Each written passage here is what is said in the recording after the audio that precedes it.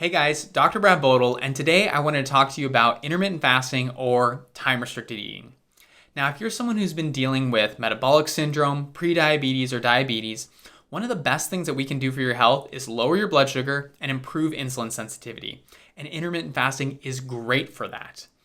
One word of caution though, if you are someone who's already on blood sugar lowering medication, things like metformin or insulin, you need to be careful jumping into this too aggressively because the combination of fasting plus the medication can very dramatically lower your blood sugar to a point where it could be unsafe for you. That being said, we can approach intermittent fasting in a lot of different ways, and we can make sure that it fits you and your physiology.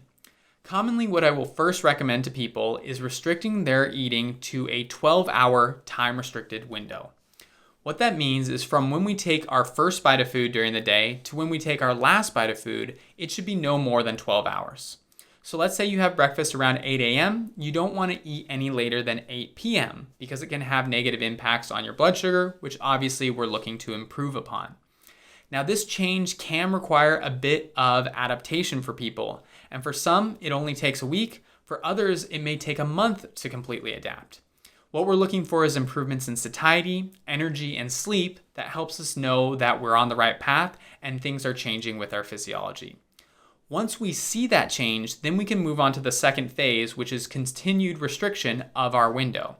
So if we started with 12 hours, we are then over the next week going to restrict it down to 11 hours.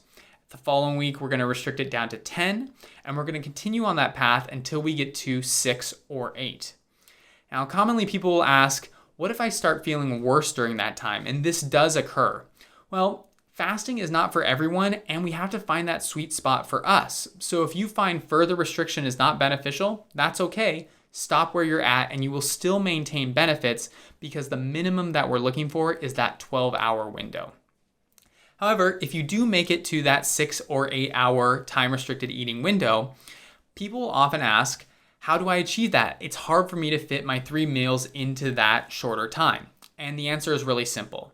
All we do is we are going to make a conscious effort to skip 1 meal during the day. It can either be breakfast or dinner. Don't make it too complicated. Just figure out what fits your life best and what feels best to you. Additionally, we don't need to do this every single day, especially when we get down to these lower numbers of available eating time. So a great strategy is to pick 3 days throughout the week, all separated by a break day, where we are skipping 1 meal per day and then only eating within that 6 or 8 hour window. So super easy. We start out with the 12-hour window, we shrink it down to a time that fits us, and then we maintain those benefits with doing some alternate day intermittent fasting.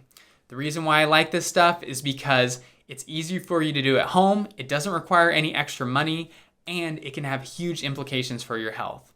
So if you're interested in intermittent fasting, I would recommend that you give it a try and start employing these tactics today.